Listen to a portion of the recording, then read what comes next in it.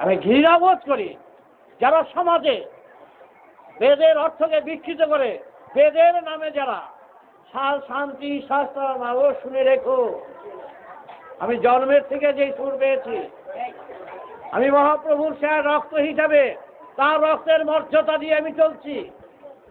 এই রক্তের মর্যাদা আমি তো অহংকারের কথা না, এটা হচ্ছে গৌরবের কথা।